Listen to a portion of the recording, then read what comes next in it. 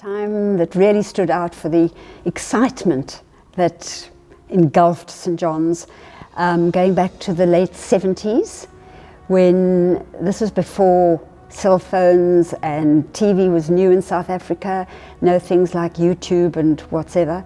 So I'm not quite sure where the rest of the world was, but certainly the Holy Spirit, God sent His Holy Spirit on Port Elizabeth, and in particular on St John's. And it really took us by storm. The it was lay-led, although the clergy were on board, and of an evening folk would just gather in the old rectory, which was built where the cottages are now today, and there'd be the word preached, there'd be singing, there'd be praise. Go into any room and there'd be a group praying with people to receive the Spirit. All the gifts of the Spirit became manifest. There was gifts of knowledge, tongues, healing, words of wisdom, the lot. You can find them all in Corinthians 12 if you go looking for them. And it was just a very exciting time. And on a Tuesday, this church building, as you can see behind you now, was packed with over 200 people every Tuesday night. And they weren't all just St John's people, there were folk from all denominations in Port Elizabeth coming in. And it was just, it absolutely took off. And at that time, Bishop Bruce was our bishop, the late Bishop Bruce Evans, and he had a prophecy which he got from Ezekiel chapter 47, and he speaks about being brought back to the entrance of the temple, where he saw water coming out from under the threshold of the temple, which faced east, which is the direction our church faces, and it was flowing from the south side, which is this side, under the altar. And then there was a man going down, you must read it in Ezekiel 47, measuring the water flow. First it was ankle deep, then it was knee deep, then it became waist deep, and then it became a river flowing that nobody could cross. And on either side, trees were flourishing, there was activity, and he goes on to say, a great number of trees on each side of the river, and swarms of living creatures will live where the river flows. And that was his prophecy for what would happen from St John's. And so for the next 10 years, when Denison Smith became our rector, we prayed around that prophecy. Would it become, because what is now our chapel was then a choir vestry, but the church changed it into a chapel, which is situated on the side of the church here, and on the south side, and the river's flowing out, and it was named the Chapel of the Living Water. And in the 10 years that followed that, and the prayer, many people became recognized evangelists. We had several people testing their vocation and coming into ordained orders and becoming priests. And the church has continued in that vein. We still have people at this very time who are seeking a vocation. So that was just so exciting, and it has continued at St John's, as far as I'm concerned anyway. It's actually quite something to think about. Totally spoiled for choice, because there have been so many memorable occasions and interesting events. And I'm going to pick up in the 90s, the end of the 90s, I think it was the end, when the diocese, and I don't think it was only the Anglican diocese, but they put forward a process that was called Renew. And it involved 3 years of being involved in this process. Each season, there were 2 seasons every year of 6 weeks in duration, and there were various themes.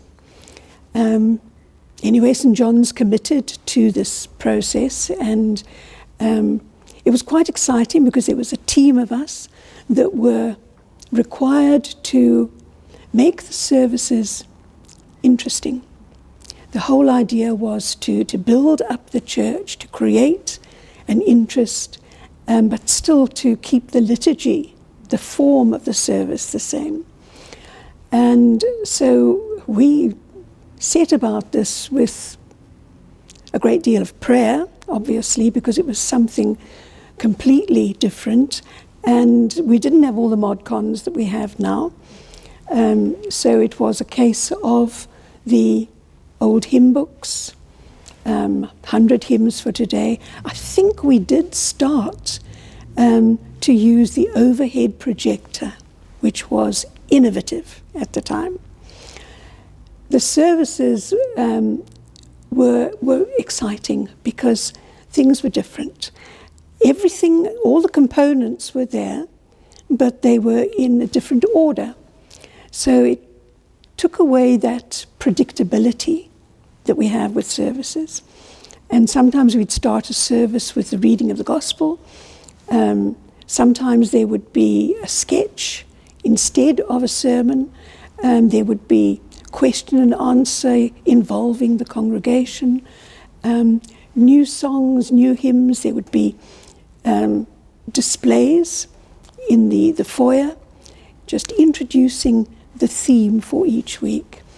And we had some superb floral artists at the time. Marjorie Idris was one I remember. She was a master of Ikebana.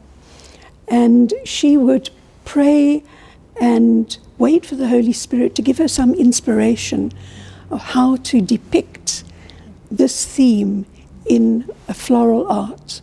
And there was always one that was placed in a prominent place for all to see. And she would write down her inspiration. All these things were aimed at generating excitement. People would come to church and not know quite what to expect. And it didn't create any insecurity. Folk had said, don't mess with the 7:30 service because the old folk don't like change. We disregarded that, and the old folk had as many changes as we could fit in, and they loved it. They were so adaptable. And let's say a theme was families, then we would bring in some children from the children's church. And I mean, that was lovely, and they would do the readings and all the aspects of the service. And there were also handouts where the parishioners could discuss the themes during the week. And we started off, I think it was about 4 or 5 cell groups. And by the end of Renew, there were 20 plus meeting regularly. Many of them are still meeting, plus 20 years later. Not in these COVID times, but... and the parishioner numerically grew, but what was more important was the spiritual growth, the maturity of the spirituality as well. It didn't rely on jumping up and down and flapping arms, and there was such a deep maturity because they understood the liturgy, they understood the deeper meaning behind what the service was. And I think that's stuck with many of them today. You know, because of the growth in numbers, the church became too small for all of the activities, because now people are getting used to doing things other than just the church service. There was so much more going on. And most of the parish activity was housed in the old rectory where the cottages are now. The secretary was there, the social responsibility storeroom was there, and there was a little conference room where we had parish council meetings, and a small hall for breakfasts. I think it could fit about 50 or 60 at a squeeze. And so parish council prayed. This has always been a praying church. Before any decisions are made, there's a lot of prayer that goes into it. And so we sat down to pray and decided that we need to look at expanding, building on. And we've been very blessed to have Rod Phillip as the church warden and architect. He's still the church warden, but he was the architect for us at the time. And he has this wonderful ability of combining the old architecture of the old church and add on, and it still has the same ambience and so on. So we'd planned a huge hall, a new kitchen, a whole set of offices for the centre of concern, a whole new office block and room, offices for assistants. And we looked at how much it was going to cost. So the next step was to pray, how are we going to finance it? And the parishioners, it was presented at Vestry, and they approved the plans and so on. And so now it was time to say, right, now put your money where your mouth is. And there were pledges of regular amounts for sometimes 6 months, sometimes a year. There were pledges of loaned money, interest-free, for a year or 2 years. And at the end of a specified period, we said, right, let's now close the asking for funds and see how much we've got. And the decision was made, and very clearly, that we build what we get. And so the monies were tallied up, and the plans were adjusted slightly, and we started building. I didn't mention that one of the prime verses that we came back to every time we sat down to pray was Psalm 127, verse 1. Unless the Lord builds the house, they labour in vain. And so we knew that the Lord had planned this, and the building began. And I think it finished in about 2002, in 2 years. And the remarkable thing for me, and what just blew me away, was the fact that after 2 years, the entire building that we now have to the east of the church was paid for in full, was equipped with tables, chairs, all the kitchen equipment, and all of the offices, paid for, not a cent owing. And that was the aim, not to leave parishioners or the parish in debt, and we don't want to keep asking for money. And to me, I mean, I still see that as an incredible miracle. And we had our first carol service it was still under construction, bare beams, no roof, concrete floor, and we had our first carol service there, and packed in, I think there must have been about 400 people. And it was just the culmination of wonderful growth and spiritual maturity through the renew and into the expansion of the church, physically but also spiritually. So it's a very special place. I can't even remember when I joined, but a long time ago, and one often asked, why do you come to this church? I suppose you come for the word, but you also come for the beauty of the building. And as an architect, I appreciate the nature of this building that we're sitting in. It's a wonderful example of beautifully proportioned, wonderful design by Herbert McWilliams, who was a very well-known architect in Port Elizabeth. His whole family had been architects as well. And And one has to admire the way that the timber structure of this thing leads your eye upwards if you're looking at it, and it's almost like the skeleton of the building displayed. If you compared this sort of building to a hall with a flat roof, you know, there's nothing really to look at it. But you look here at the beauty of the thing. I've been involved with all the extensions that have happened during that period of time.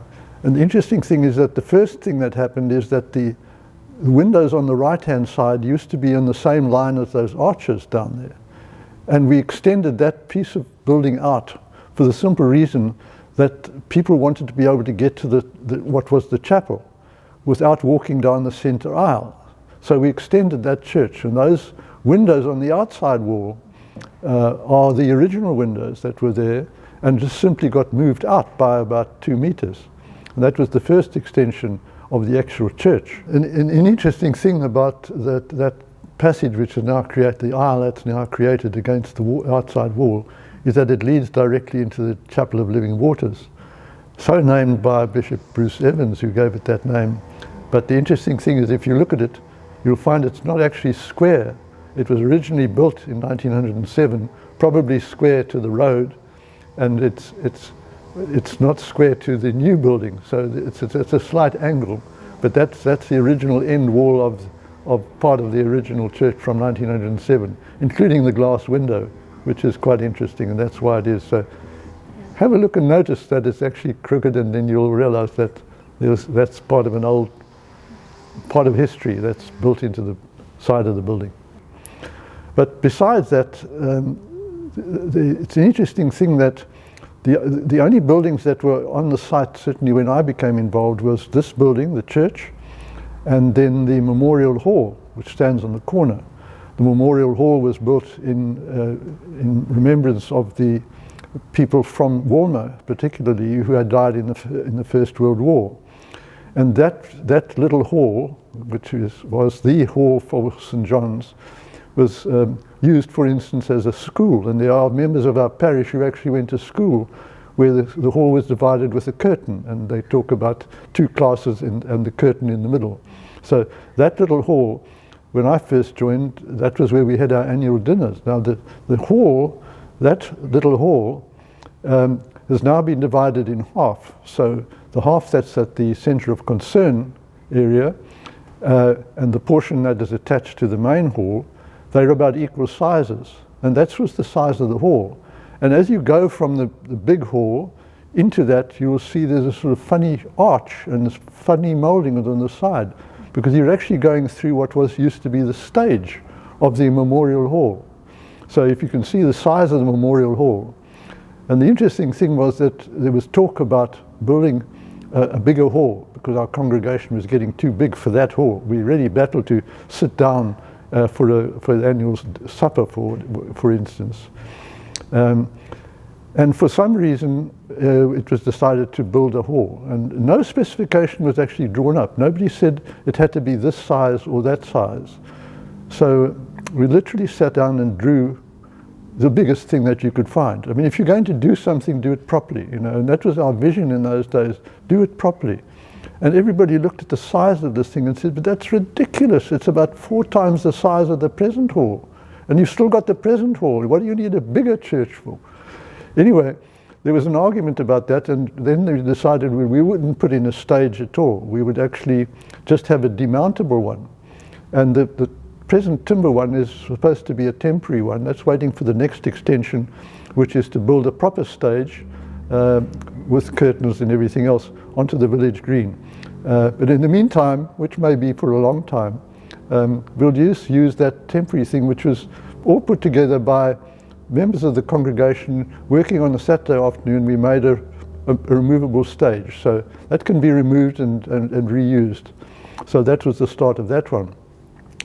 The only other things that were on the site, certainly when I first came here, was the church, the Memorial Hall, and then down in the corner, in approximately the position of cottages number 5 and 6, was the original rectory. The original rectory had as an extension to it a large room which was used as a meeting room, and we then had annual suppers, then we had meetings there, and it also became the junior church. But it was really so old and tumbled down that the floor had actually collapsed in certain areas, so we had to sort of barricade it off, otherwise the children would disappear down a hole in the floor. And that's how old it was, and it was getting beyond repair. And an interesting thing, one Sunday at the church braai in the courtyard of the old manse, which was then used as an office, it just became the office and it was general meeting room. Bishop Bruce Evans was talking to me and said, you know, we really should do something about this big site. What do you suggest we do? Should we build some houses? And that was the instigator, he was the instigator of building the first cottages from number 1 to number 12. And we built those as something to serve the community.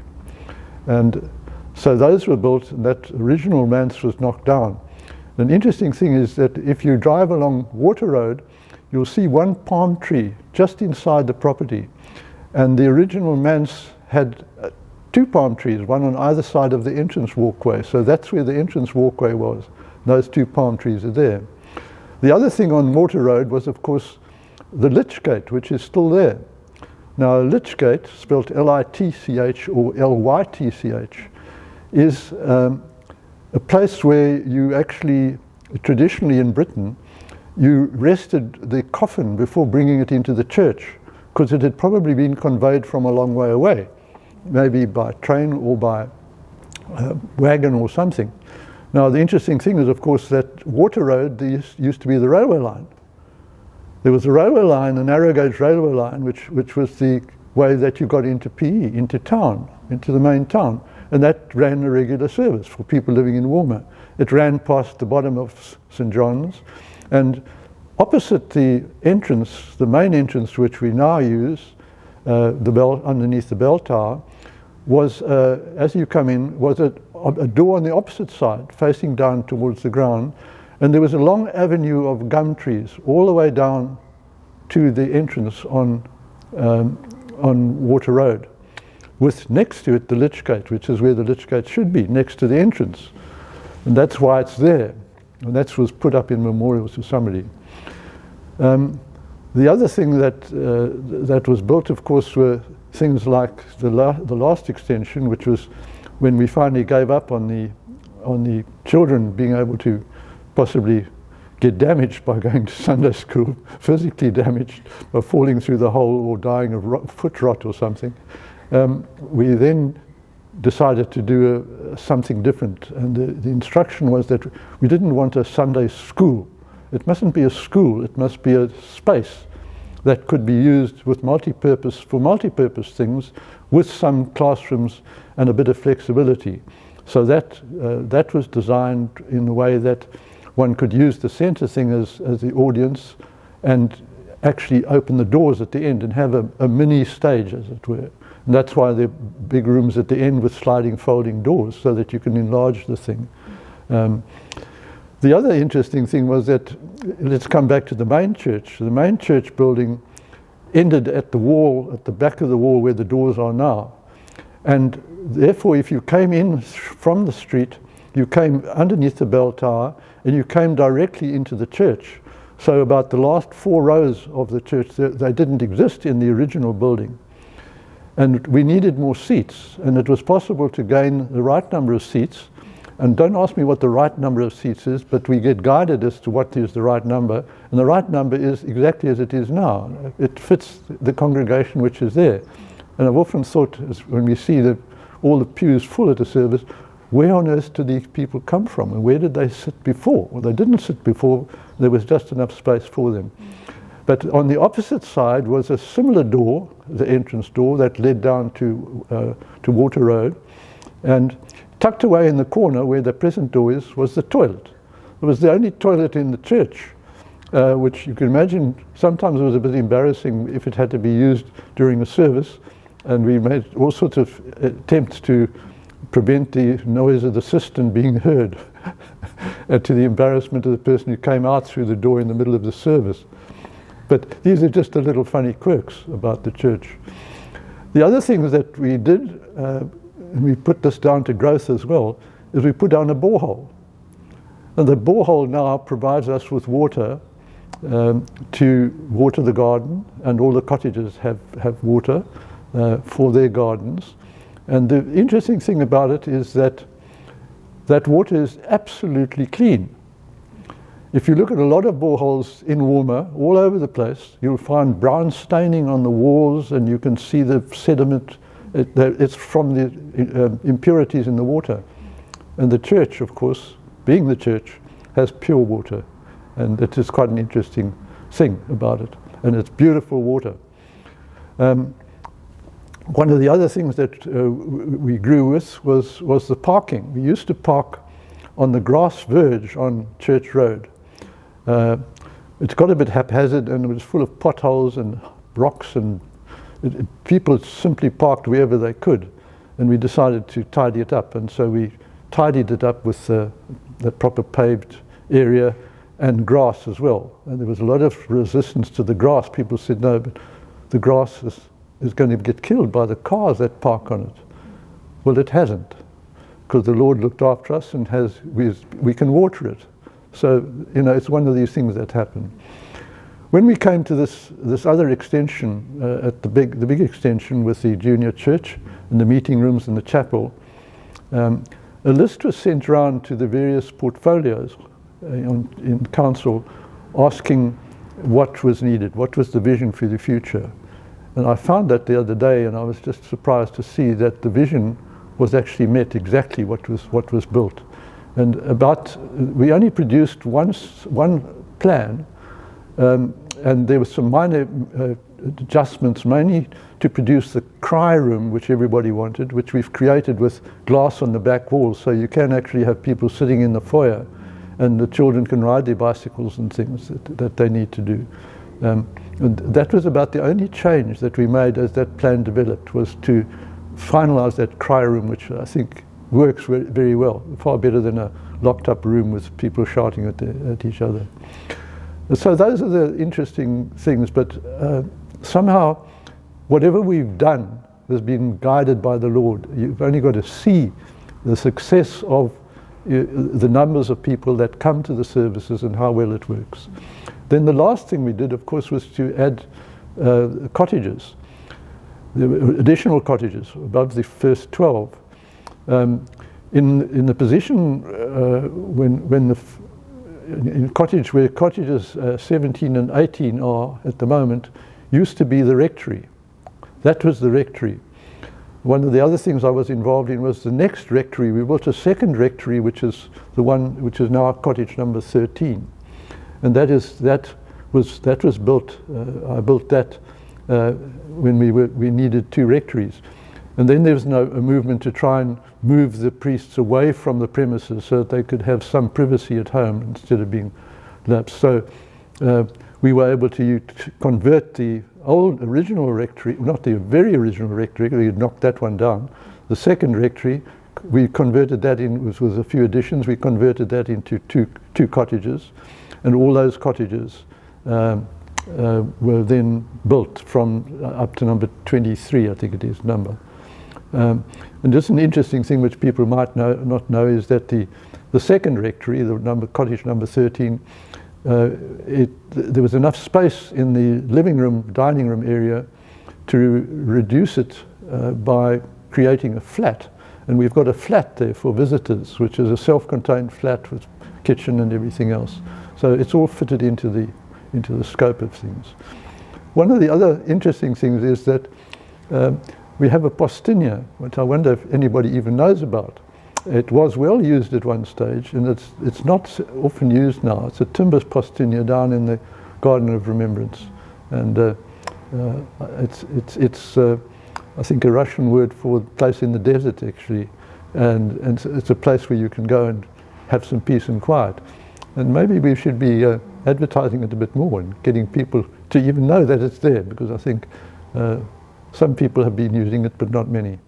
One of the memories for me about St John's is that our parishioners are so faithful. When we started our building program, we called it Building for Growth, back in 2002 or 3, before we started our extended hall and offices and so on, was that people were asked to buy a brick. And it was not a real brick, obviously, but it was to go towards laying bricks for our building. And how faithful the parishioners were in doing that. And when we first opened our hall, one of the first functions there was a Sunday school concert in the middle of the year. It was June, and we just opened the buildings in May. And I remember our then rector, Robbie Penrith, standing on the stage and apologizing that we hadn't made the hall bigger because of such a good turnout of people to support not just our children in the Sunday school play, but as a thanksgiving for what God had done in the building, and through them and their generosity, and just really thanking God for blessing this part of his vineyard with such beautiful buildings and the people to fill it and to showcase the ministry that goes on here. When there's been a need and we've put it out to our parishioners, how they just respond. When the people of God know what's needed, they come forward and they give generously. I think that to me is the big thing about St John's and the people here.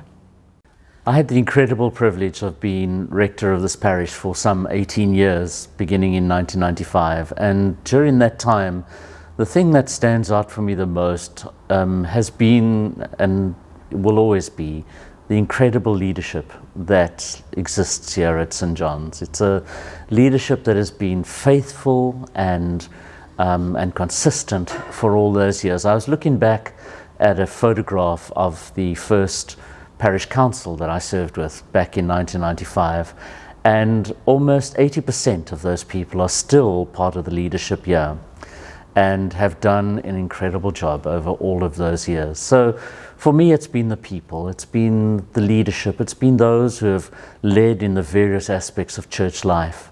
I think particularly of the way in which God used us in times of worship and celebration and praise, and the worship leaders, the worship participants, was just the most awesome time for me.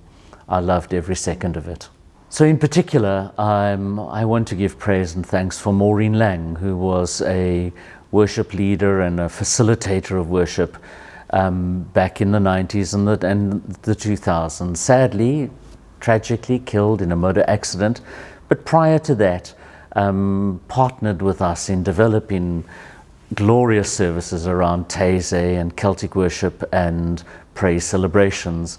Helped us through the early days of the renewal of the Holy Spirit, times of renewal of the Spirit, and brought into our experience what are the basics of the hymns, the songs that we sing today.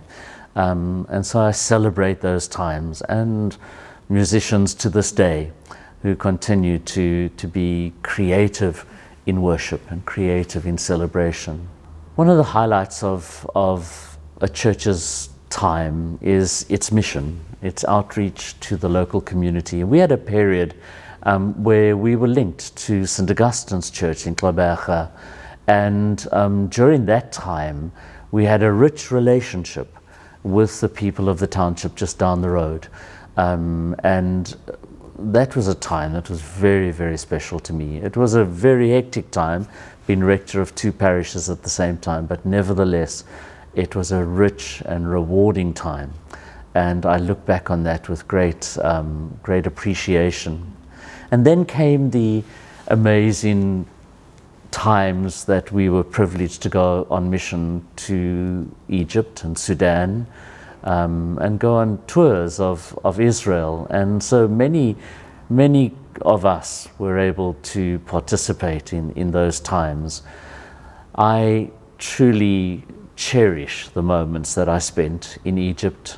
Precious times, watching saints of the church worshiping, ministering, evangelizing in the most incredibly difficult times of enormous persecution for them. There was one particular tour that, or visit that we did to Egypt, where the church warden of the day, who was Stratton Stone, and I were kind of mandated to go across to Egypt right immediately after the Arab Spring. And so things were very, very tense in Cairo at the time. It was a time of huge revolt and protests happening all over the city. But it was felt that if we were bonded with the people of Egypt and those who minister there, that it would be right and proper for us to go and support them in prayer and love at that time. And that was quite incredible, to be present yet again in a time when Christians were under enormous persecution, but at a time when they stood firm in the faith and continued to proclaim the risen Christ as Lord and Savior.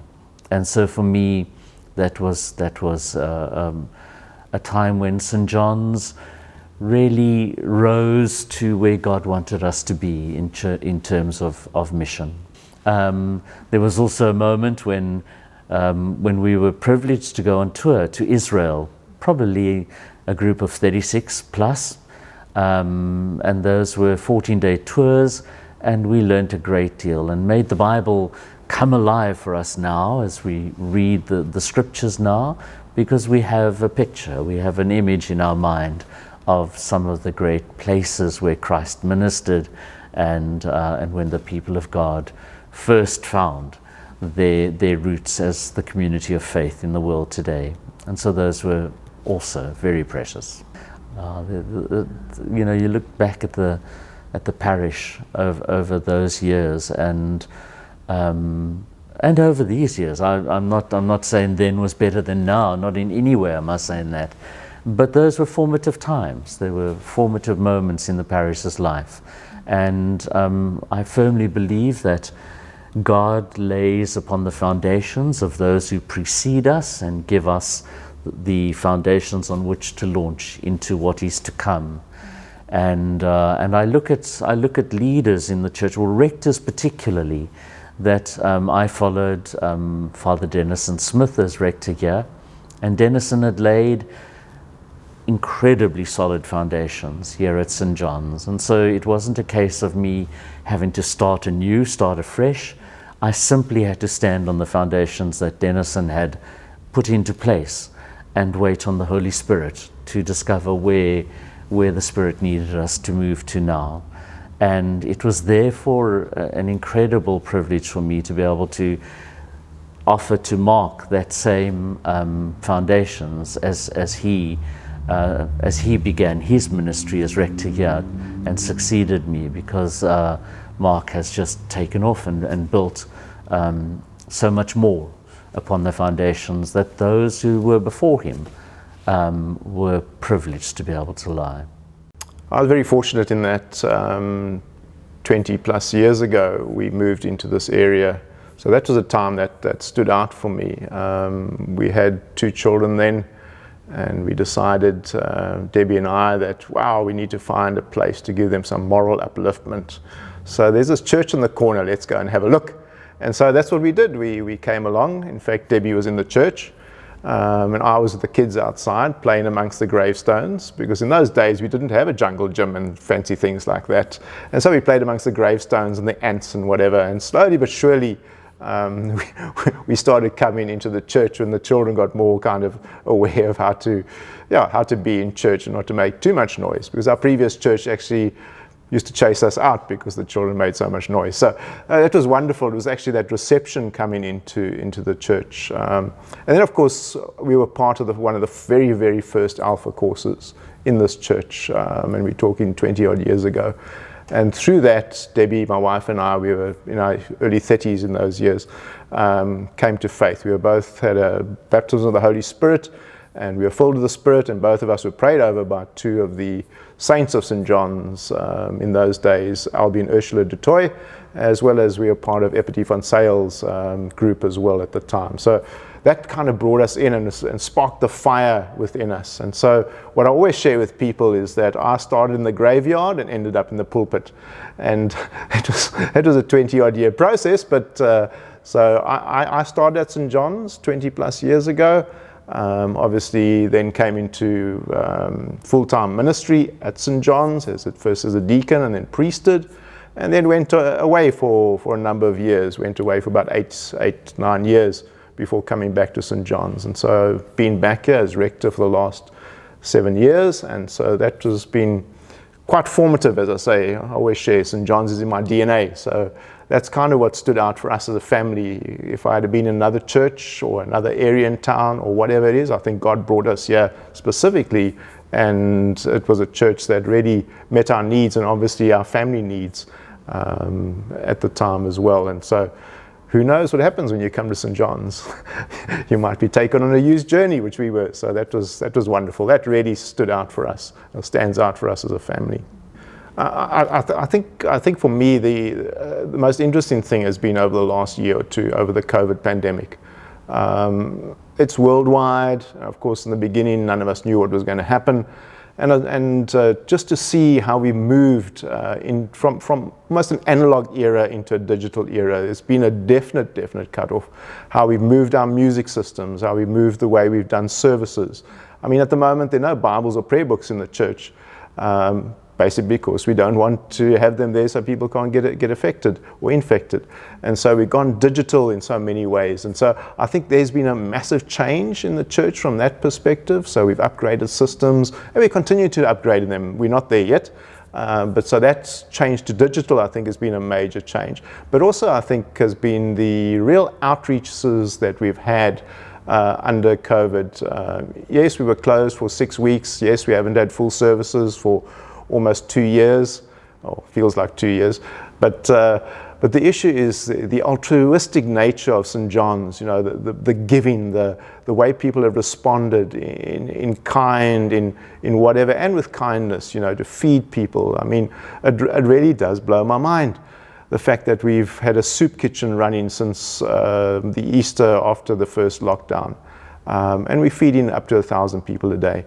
Not a day, a week, sorry. We're feeding up to 1,000 people a week. So you just multiply that by the number of family members to see who we're reaching. Each of them are getting a loaf of bread as well, apart from the soup and other things we're giving them. Plus, we're running food parcels. These ministries have tripled in size. We've run all kinds of things. So just to keep those things going in the midst of a pandemic and to reach out and just to show what community really is, it's real sense of the Acts Church, going out there, doing things, and being useful in the community. And just the way it's unified people beyond the St. John's parameters has been wonderful to me, to see people from Greek Orthodox backgrounds, from Jewish backgrounds, from other church backgrounds, from no church background getting involved. And I think that's, to me, has always been the ethos of St. John's. This is a wonderful church with a wonderful shape, a welcoming shape, a kind shape.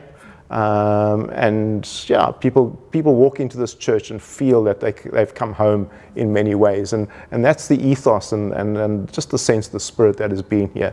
I know others probably have shared with you about the Holy Spirit revival, and I think part of that comes from that. There's a tradition for me that has come through that. And so St. John's has shown wonderful milestones along the way and through the last few decades. I mean, I can only speak of the last 2 or 3 decades, but just to show that ministers have stayed here, and they've stayed here for a reason. Ministers, have all spoken very highly of St. John's. And I always say to my people, don't forget, we're trying to be the best Anglican church between Durban and Cape Town. And some of them say to me, well, how are you aiming so low? So that's what we try and be. And yes, do we always get it right? Probably not. But most of the times we do. And we're really trying to get that ethos across to people. But one of the wonderful stories was told at one of the memorial services in our garden. As you know, we're one of the few churches in Port Elizabeth with gravestones, etc., etc. And Paddy Ball just shared around his father, who at his brother's funeral, Robert Ball, who was a member of this church for a long time and was also known as the beggar-in-chief and other things. He was Hugh Barkins and that. He's Hugh Barkins on the Herald back in the day. But his dad was a church warden, and they used to live just around the corner. In fact, his mom wrote a book called Donkey Days in Old Warmer, and St. John's is mentioned in that book, all about a cake and all that kind of things, and the cake that dropped on the floor, etc., etc. But he shares the story of how his father was the church warden, and at one Sunday after they'd taken the collection. I think the weather wasn't good, but he didn't trust the other church warden for some other reason. So he went and buried it amongst the gravestones. But the problem is when he came back the next day with the weather and everything that had happened over the weekend, he couldn't find where he'd buried it. So we're still walking up and down with our metal detectors trying to see if there's a fortune buried somewhere around the garden. Just kidding, but that's one of the funny stories that has come out of St John's. But there have been many other laughs and things over time.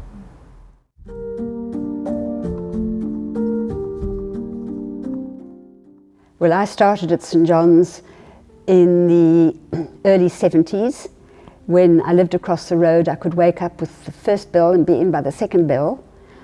But this became my home, my parish. When I moved into town, I moved to another parish, and after a month phoned back and said, "Can I come home, please? Because there's nowhere like home." And St John's has always been home and exciting, and it's alive and it's growing.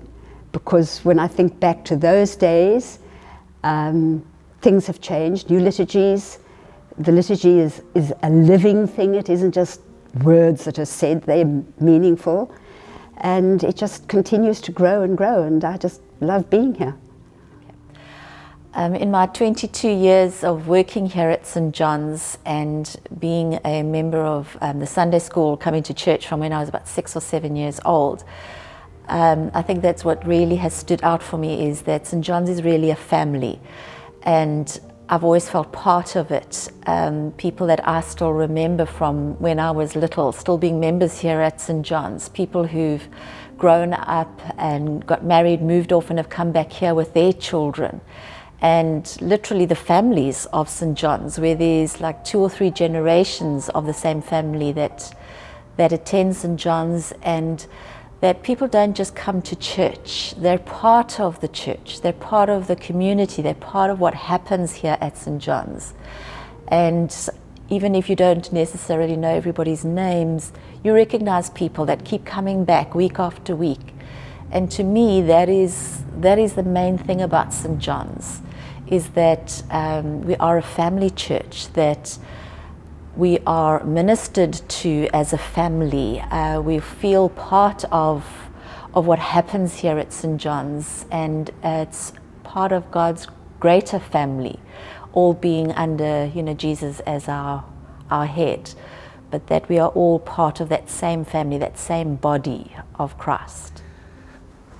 My time here at St John's was a very powerful period for us as a family. My wife Gay and our 2 children, Mark and Jane, who now have their own families. Mark is a Baptist pastor in Johannesburg, in Benoni, and Jane is still a member of the congregation here. But it was very formative times for them, very formative years as they came through Sunday school and youth groups and confirmation and the like. And the congregation here was so accepting of each of us. We were privileged to live on the estate here in the old rectory, which is now incorporated into the cottages.